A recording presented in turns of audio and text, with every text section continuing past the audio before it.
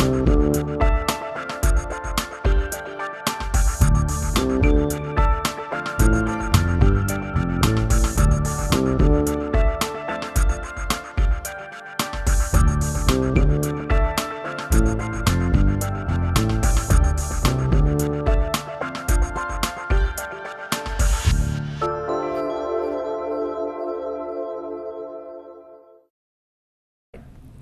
everyone, I'm Leslie Blaskacek and we're here with Made in River Falls today at Interfacial Solutions, and that's located in the River Falls Whitetail Ridge Corporate Park just off of Highway 35. And we are very pleased today to have Jeff Cernhaus with us. Hi. Hi Leslie, how are you? I'm good. Thanks Good. for having us today. This is such an interesting company.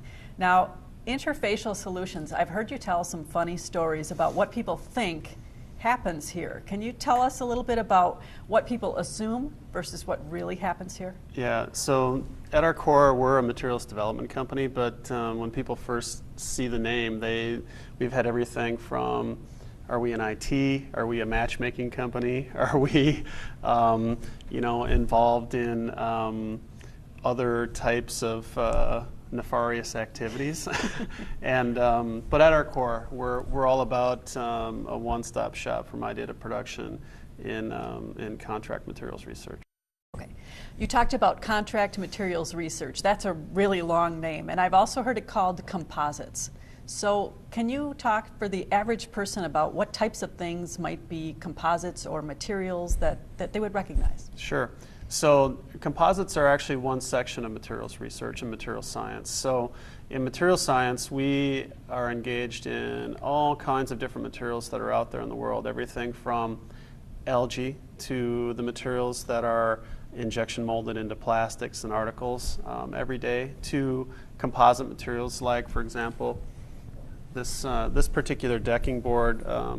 We recently developed a new veneer capstock for this that effectively is more wear resistant and protects the board from moisture. So you can find this in Lowe's and Home Depot.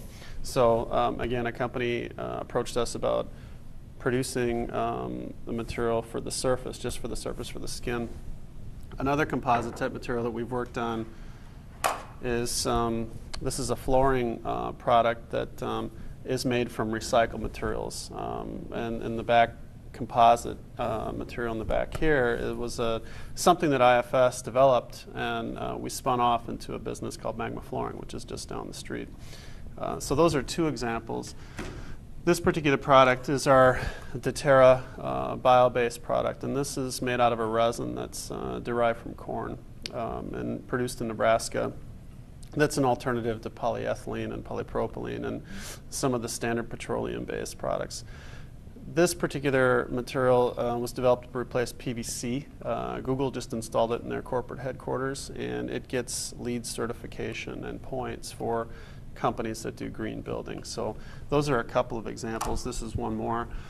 This product we developed for Weyerhaeuser Corporation, and this is a material that's based on cellulose, and cellulose that comes from the tree pulping process. Weyerhaeuser's just launched this with Ford into a variety of automotive types applications, mostly interior automotive.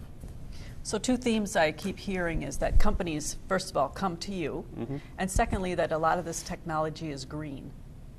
Would that be accurate? Yeah, I would say that is accurate. So companies come to us, it's usually through referral. We do have a very highly educated staff. There are 4 PhDs on staff, including myself, of the 40 people that are in the organization, and more than 20 or half of our workforce has a background in science and technology in one way, shape, or form. So, and we have done a variety of different projects that have built a reputation of providing really best-in-class materials research, development, and commercialization services for our customer base. So that's the main reason they come to us. And we have been in business now 10 years, and so with the infrastructure and the investments that we've made, we think we're one of the leaders in our field. And I noticed that when you first built here, you built a building in Whitetail Ridge, and then that building very quickly expanded, and then you mentioned Magma Flooring, which is in the Legacy Industrial Park just off of Main Street. So It sounds like you're growing quite a bit. Did you anticipate this kind of growth when you set out? No, actually, my office manager, who's been with us for almost 8 years now, often says to me, "Can we go back to when we were just a small business?" And but so I would say we haven't anticipated this growth. However, there's been demand for our services and our products, and as a result, we were able to grow through the economic downturn. In 2007, the business tripled. And then, as you mentioned, we first built 15,000 square feet here, right during that same time, and then expanded it to 40-some thousand square feet, about 42,000 square feet in late 2009. So, and that was just demand for our business, and doing good work, and more customers wanting to work with us. So. And again, you mentioned that you have a new venture that's just starting, Magma Flooring. Can you talk a little bit about that? Yeah, so Magma Flooring was a venture that came about. We developed some technology around volcanic ash, composite type materials. And the last time there was a super volcano in the West Coast and around Yellowstone, it dumped an incredible amount of volcanic ash into the jet stream. It got over the central Great Plains, and it all fell out of the sky. And so if you drive through Kansas, Nebraska, Oklahoma, South Dakota, and look over the horizon at some of these hills, you'll see white veins that at first blush you might think are sandstone, and they're actually volcanic ash. And so there's mines where you can get volcanic ash. And so we have some intellectual property, some patents around composites that utilize volcanic ash. We had a company in Nebraska that had licensed that technology and tried to bring it to market. And this was back in 2005 to 2007 timeframe. They actually were successful to a point, got the product to market for a plywood replacement project for concrete forms. The housing market tanked, the company ran out of capital, technology came back to us, and 2 years ago I hired a CEO, Greg Bennett, and we decided to discuss some of the things that we had developed internally, whether or not we could turn them into separate ventures, and this came to the top. So a little over 2 years ago, we went to the World of Concrete, and with the idea that we were going to bring composite panels to market for this application. And there was a 90-degree right turn toward the flooring market, and it literally happened during a cab ride to the Las Vegas airport. We got a call from a company that makes one of the machines that we were looking at in Germany, and the owner of this company said, "You need to come to the Surfaces show." As we were on the way to the airport, it was in another one of the large conference centers in Las Vegas. We stopped.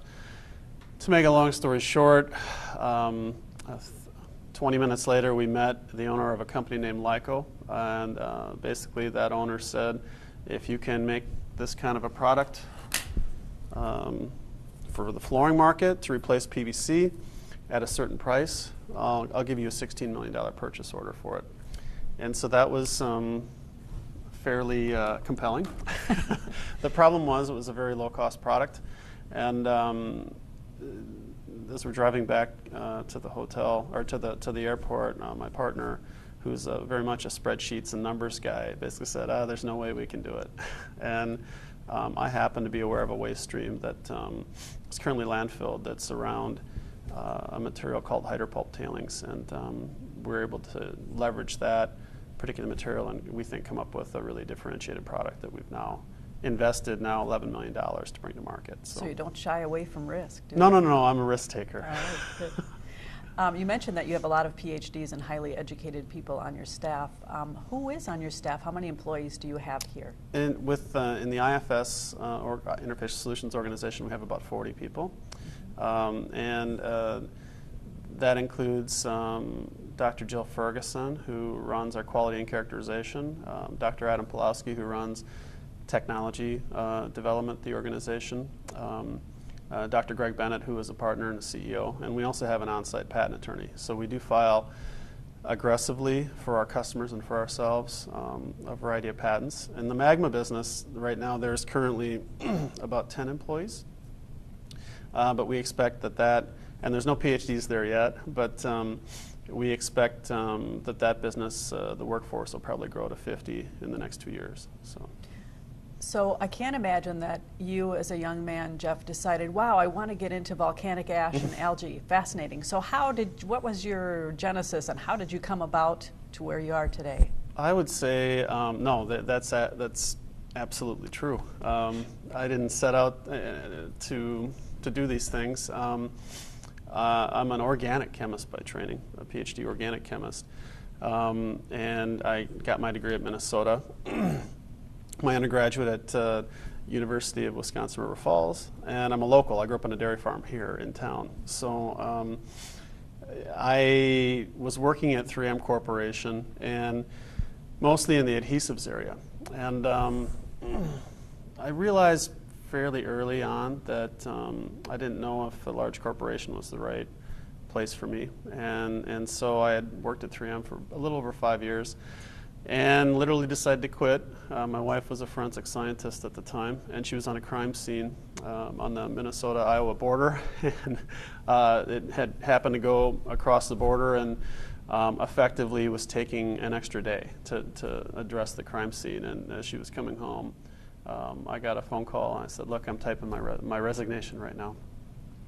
And after hyperventilating on the phone, we came to some agreement of terms that, basically I had saved a little bit of money, and when the money was gone, I had to get a real job, and I couldn't lose the house. So those were the two ground rules.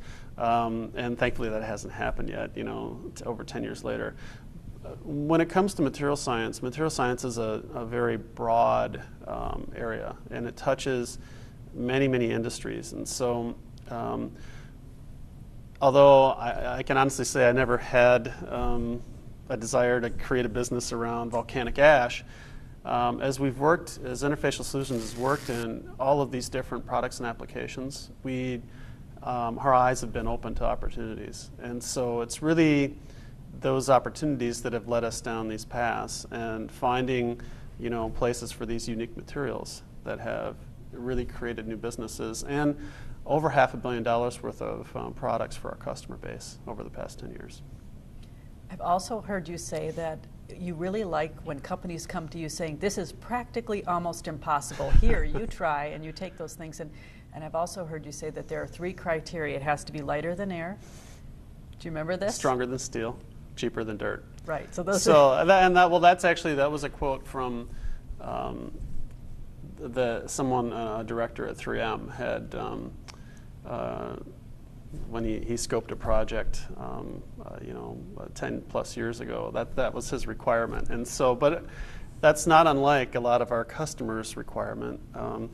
Technology is great, but at the end of the day, it has to be cost effective and to be able to fit into some of the mainstream markets. So a good example, we have a customer on the other side of the state that sells into the automotive market. The automotive market is extremely price sensitive, and what does the automotive market want right now? They want higher MPG, right? Your cars need to be more efficient. Well, the way to make cars more efficient is to basically take weight out of them and make sure that engine isn't carrying as much weight. That's the easiest way to do it. But they also don't want to pay any more for those materials, and so we had a project where this was early on. We had to develop a material that went into the trunks area, so to hold your spare tire and this, that, and the other. This customer sold a lot of sheet goods into that market, and the goal was to be twice as stiff, twice the impact, at the same or lower cost. And so that's an extremely challenging task, and we were able to do it in that particular case. Believe it or not, using post-industrial diaper scrap. So things that come out of plants that, like Procter & Gamble, are making billions of diapers a year, and they make a lot of scrap material. That type of story tends to reverberate and come up again and again. And this is another good example. This particular composite board. There's a lot of money and technology that's built into that thin veneer, but the core of this board is primarily waste stream type materials. And so same thing with the Magma product. Deterra comes from a bio-based product. So this is actually the most premium product that we've ever made. It's quite expensive, and it's niche as a result. So really you're creating solutions for two different industries. For one industry that doesn't know what to do with this waste stream, and for another industry who is looking for a solution like the automotive industry that's a new type of material that has characteristics that they really desire. I would say that represents a fraction, at least an important part of our business where we've found success. And people know that since we have the material science knowledge and capabilities, we can engineer waste streams to function as they were, virgin resin, or virgin materials that are, you would buy from a large company like Exxon or someone like that. So that's not easy to do, but when you can be successful at that, then for all practical purposes, there's a lot of additional money in the value chain for companies to reap the benefit and become more profitable and grow. The other side is we do a lot of what I would call high-value niche development. So one of our customers makes 3D printers, and they sell materials into the 3D printing industry, which is a very hot industry right now. In that case, it's not so much about cost; it's more about functionality and lower volume and getting it to function in the printing application. And so I would say there's almost a natural dichotomy in our business. On the one end, it's people might pay the moon for something. On the other hand, it's every little penny counts. Another example I've heard you talk about is this balloon. Can you talk Sure. a little bit about how this company approached you? This company was my second customer, and they're located in Eden Prairie. It's Anagram Corporation, and they had been working on a project for about 14 years to try to reduce the rate that helium comes out of these balloons. And the reason they wanted to do that was Walmart had told them they won't sell these balloons if they had to reinflate them. And helium balloons, if you go back 10 years before we got involved in the project, would only stay up about 5 days. We got involved in the project, and within a period of about 18 months, we were able to engineer a solution I was primarily working out of my garage at that time, but in working with the University of Wisconsin Eau Claire and some of their facilities, came up with a film structure that reduced the diffusion of helium through the film, identified some micro cracks in the seams, and for all practical purposes, made the balloon stay up as long as a year. And as a result, the company realized major sales to Walmart almost instantaneously. So, and helium is about half the price of the balloon. So that's another reason to make sure that you protect it. So you, again, companies come to you with some unusual requests, and you're open to these risks and to try new things, and you can see that as you walk into your facility that the walls just have many, many patents on them. How many patents would you say that your employees hold now? I think organizationally between myself and the other employees or inventors that are within the staff, we probably, it's well over 100 patents. And of those, 70 or 80 issued patents, and there's probably more like 150 that are pending, that are in the process. So invention and the patent process is very critical to the value that we sell to our customer base, and also to protecting, innovations that we've worked on ourselves. So that's something that, not many companies our size have an in-house patent attorney, and we do, because it is a material value that we bring to our customers and for ourselves. You've been recognized quite a bit with a number of awards. Can you talk a little bit about some of your recognition that you've received? Sure. Yeah. There's been several awards over the past 5 or 7 years or so that have been related to the growth of the business, and so state level awards. We were Wisconsin Business to Watch. We were a St. Croix County EDC Emerging Business Award winner. Most recently, we were a WBDC or WD, yeah, WBD. You may have to cut that. WEDC. No, WBD, Wisconsin Business Development Award winner for innovation. So those are companies that have been selected that have had 504 type notes. And then we were an Inc. 500 company back in, I think it was 2008 or 2009. We were number 304. So and that's the fastest growing companies in the country.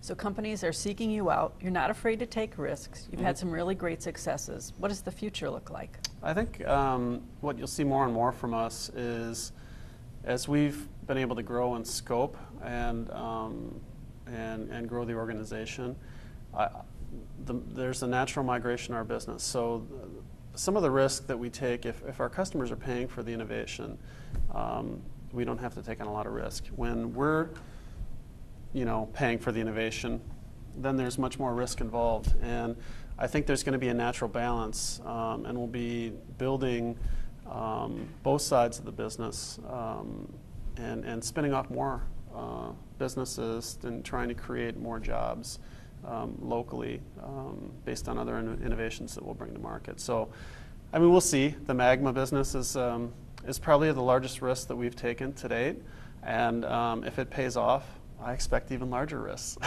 If it doesn't, then okay, we'll put our thinking caps back on and try again. So, anything I didn't ask you, Jeff, that you wanted to talk about? I think just related to River Falls. Obviously River Falls is near and dear to me. I grew up here. I went to high school here. I have families. Both my wife and I have families that live here. But River Falls was very attractive to build a facility here. I was able to build the first facility without any money into the facility out of pocket. And they've been very supportive throughout our growth, which, even though we've been profitable all the way through, that's not to say that it hasn't been challenging at times, because growth can be as challenging as flat sales. And so I think it's been a great experience for me. And people come in to River Falls, into this beautiful industrial park, and into our facility and say, wow, this is really a special place. And I think, I hope River Falls can continue to, attract world-class businesses and help foster more of them. And I'm going to do my part to help enable that. Well, we'll hold you to that. All right. Thanks again, Yeah, Jeff. thank you.